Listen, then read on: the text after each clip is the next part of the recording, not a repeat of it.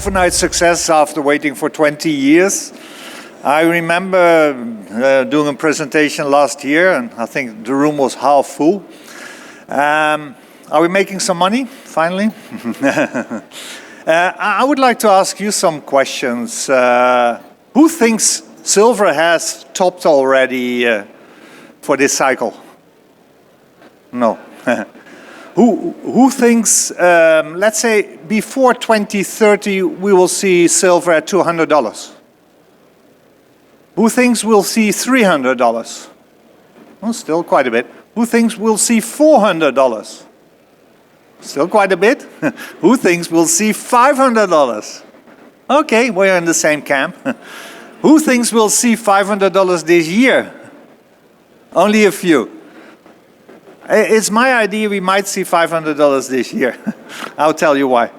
By the way, who is following me on Twitter? Quite a few. Who of you have read The Big Reset? Also quite a few. You can download The Big Reset for free at our website, the full PDF. I wrote it in 2013. The subtitle is The War on Gold and the Financial Endgame. I think it's still useful. I brought too many slides, around 45, so we need to hurry up. We only have 20 minutes. Well, what a year it has been. Overnight success after waiting for 20 years.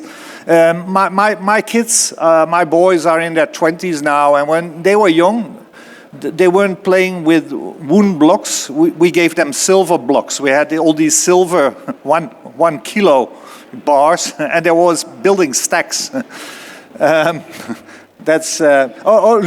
at the rally we had this year. From 90 to 100, it only took us 7 days. So if we keep running like this, we could see $200 silver in weeks. And I've been talking about $100 silver for years. Look, this is a tweet by somebody who's well known in the mining crowd from 21.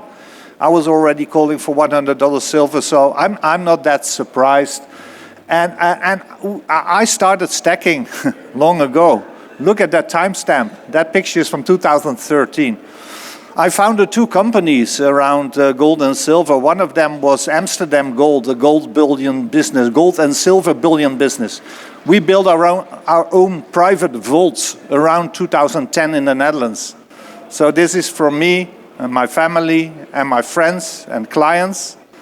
And now we have over 1 billion stored in the Netherlands in private vaults, gold and silver. Actually, I sold this company in 2011 because I wanted to continue working on another company I built. My background is as a journalist. I've been a journalist for 20 years. I was a Dutch market commentator for Dutch TV, let's say Dutch CNBC, between 2001 and 2008. Was live on television for 3,000 times. And once I made a special on silver. This was around 2015. And I was telling the audience that there was a production deficit in silver since 1960s. So for the last 60 years, silver mines couldn't keep up with the silver demand. And why weren't there any physical shortages? Because we had all the old coins, you know, the quarters and the dollars and the guilders in the Netherlands. And these old coins all being remelted, recasted into bars. And now the physical shortages is starting to happen, finally. But this has been building for decades. I also built another company, Commodity Discovery Fund. Anybody here is an investor there? I don't think so. We have over 300 million Canadian dollars under management now, almost 400 million. But that money is mainly from the Dutch-speaking investors from Belgium and the Netherlands. We're open for business also for guys from Canada or the US. Visit our website. What we do is we're specialized in investing in new discoveries, gold, silver. Silver is almost 20% of our portfolio, and we only choose the largest discoveries. So we have a big position in Abra Silver, Aya Silver, but it's very hard to find good silver discoveries. They're very rare. I'm just back from a trip to Argentina where I visited Abra silver, Argenta silver. Well, Argentina, the name came from silver. Argent is the French word for silver. So there's still silver to be found in Argentina, but it's very rare to do good discoveries. We ended last year at the number 10 on Bloomberg's list of best performing funds, 71% last year. These are all funds who have a minimum of 100 million assets under management. We had a few good years, although I made the worst decision of my life to start a resource fund in 2008. That was the top of the last cycle. That was the start of the big bear market. I think we've seen a triple bottom, 2016, 2020, 2024. From now on, it's a bull market. And of course, we can get a correction. But I think the new bull market, this bull market, will take decades. So even within our fund, even with our researchers, I had dinner with Martin yesterday, he's in the crowd, and he was talking about the bull market could take years. I said, no, you're wrong. The bull market could take decades. Why? The shortages are starting to happen, not only in silver. In copper, we see production deficits. In uranium, we see production deficits. And if you do supply and demand studies, years out, you'll see around 2030 and after, you get the real problems. Yeah? We're specialized to invest in world-class discoveries. We are a few. I've been early investing in Aurelian Resources, Great Bear Resources, NGX, Philo. So we don't do only silver discoveries. We do gold discoveries, copper discoveries. We don't care as long as we can make money. We had 90 exits. What's an exit? After we invested, the company who made the discovery was bought by a major looking for reserves. You can find the full list on our website. But we're here to discuss silver. And my last presentation I did was for a huge crowd in the Netherlands. We had over 1,000 people in that room. And that was 2 days after gold broke $50. Remember when they stopped trading on the markets? The night silver crossed $54 in light trading. And that was due to some technical issues at the CME group. That was the official story. We all know that was bogus, you know. They were scared that silver would explode, and this was the moment for me. I decided to go long myself in silver futures. I almost never buy silver futures. I start to buy silver futures right after that happened that night. And here's the official press release. Due to a cooling issue at one of our data centers, our markets are currently halted. Well, as you know, these problems are never allowed to occur normally. These systems are built in a way that once there's a server cooling problem, another server takes over. And we've seen this before. Remember the nickel short squeeze in 22? That was due to a technical glitch, they told us. Later, we knew that they had to save the market by stopping all trade, by canceling trades, and I think that has been ongoing in the silver market as well. So this market has been manipulated for a long time, but many silver investors are aware of the problems, and what we're witnessing now is a huge short squeeze of enormous proportions, and I think that could bring silver this year to $200, $300, and maybe even $400. Why? Look at this slide. I think it was from Mike Maloney. Every physical silver in the vaults of the COMEX system has been leveraged almost 400 times. So there's so much silver being sold on paper in unallocated accounts. And many of those investors are now calling for physical delivery. And this is why we built our own physical vaults outside the banking system as early as 2010 in the Netherlands. We knew this would be coming one day, and one day is now. I can prove it with this slide from Gold Charts R Us. What you see here is the concentration, the open interest of short positions, of future positions on the COMEX. And I've been following this for at least 15 years. And silver, platinum, gold, and palladium are always top on this list. And it takes almost 140 days of world silver production to cover these outstanding short positions. And these numbers are for a few days ago. So still this situation, I showed you the numbers of 2023. These are the numbers of a few days ago, January 20th. It still takes 120 days to cover these outstanding positions. And this tells me that the short covering rally is just beginning. It's not at the end yet. And the next few weeks, the next few months will be exciting, to say the least. And who's short? We have the usual suspects. JP Morgan was fined over $900 million because of their spoofing and manipulation of the gold and silver markets. There are rumors they're still short. I think there are some other huge banks still short silver as well. And now they have to come up with a physical metal. And that explains why we see this strong move.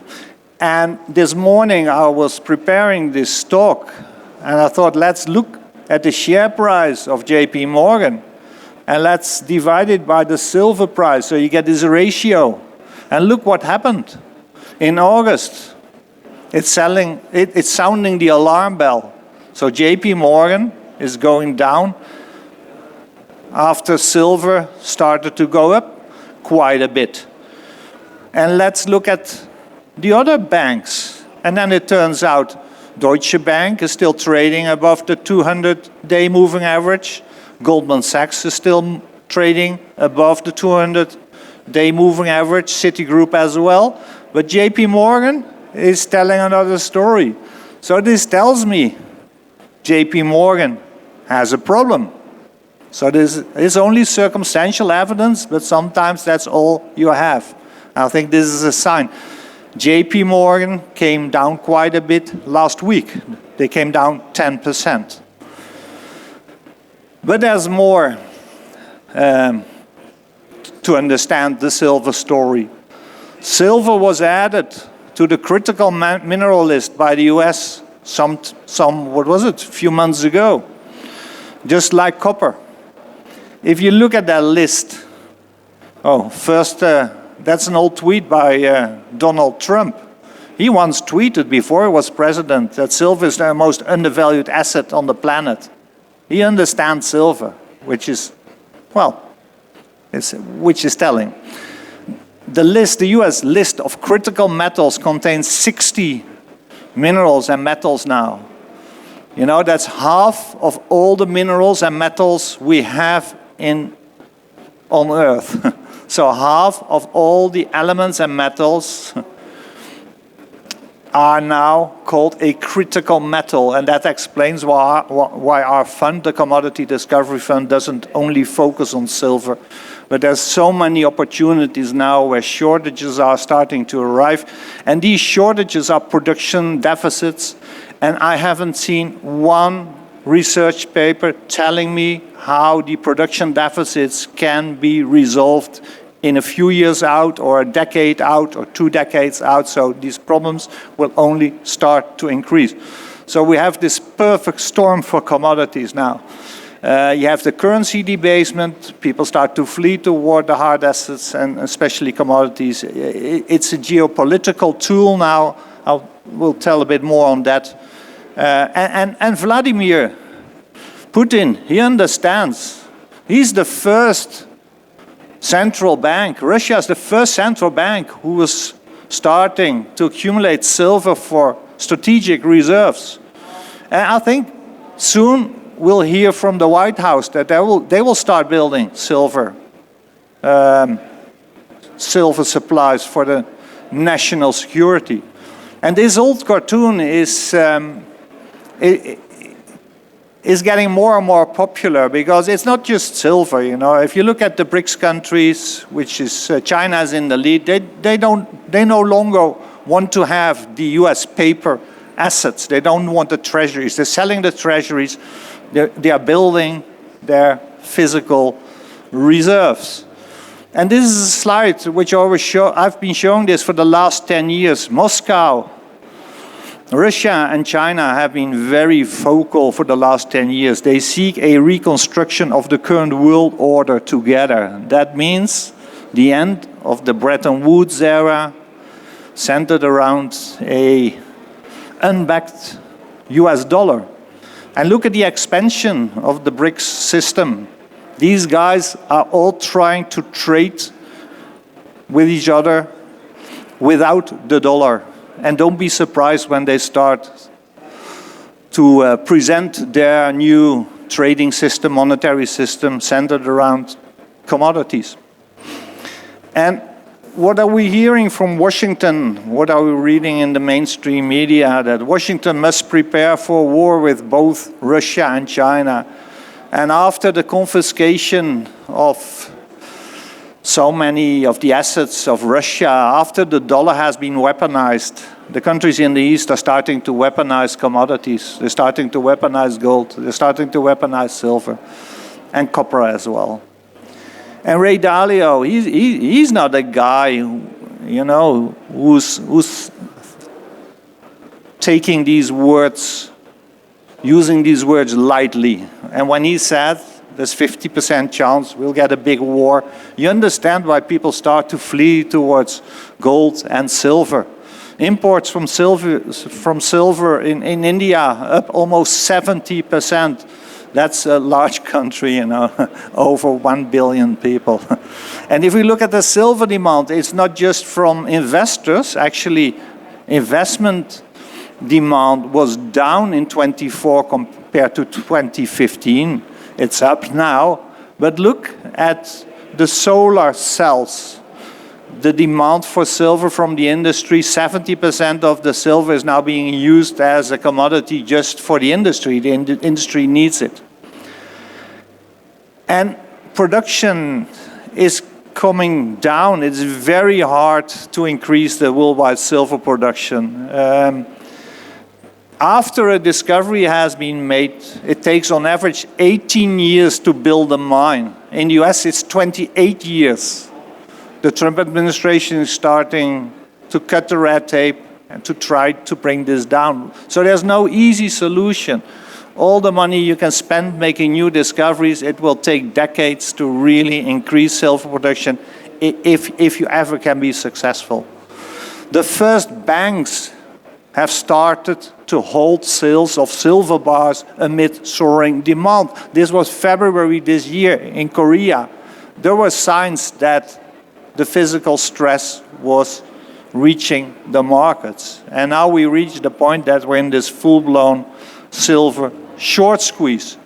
And during my talk in Amsterdam, a few months back in October, I predicted that we could see $500 silver. Sounds outlandish, right?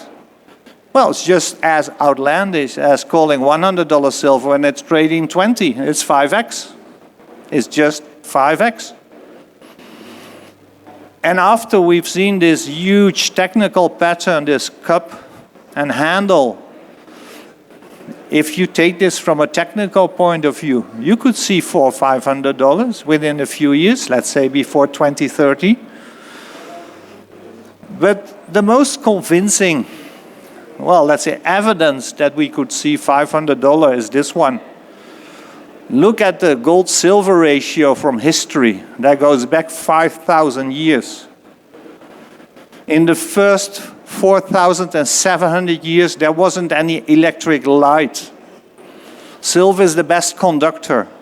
Just please explain to me how silver could be trading 5 to 1, 10 to 1 in history when it wasn't even needed as a conductor, when it was just being used as a store of value. So if we take 10 to 1, let's be conservative. Let's not do 1 to 2 ratio or 1 to 5. Let's do 1 to 10. Gold is trading at 5,000. 1 to 10, 500. But the silver shortages might become so severe that the industry is willing to pay up for it because they need to produce all the stuff we want to have, the iPhones and the televisions. So it could go to 1 to 2 or even 1 to 1, which means silver could go well over $500.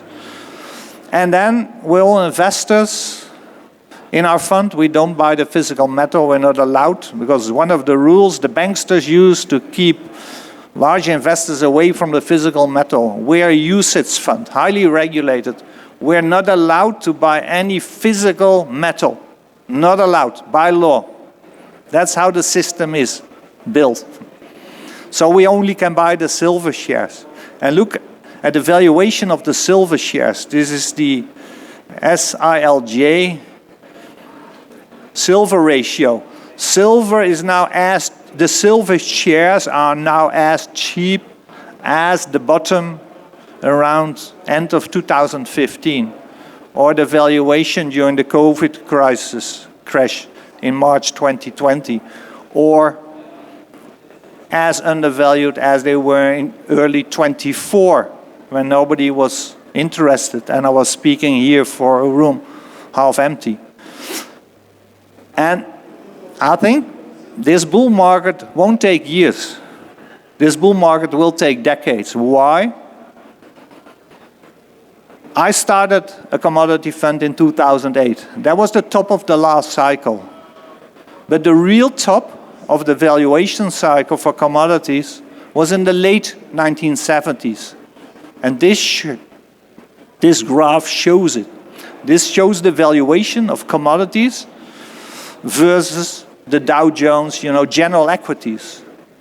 So we had a bear market for 24 years with just a counter rally which took 9 years between 9,000 and, let's say, end of 2008. And now there's the ABC correction pattern. Now this pattern has been completed, and now the bull market starts.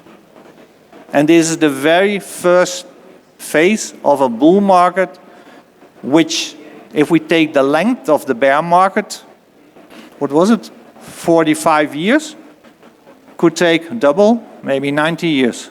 Thank you.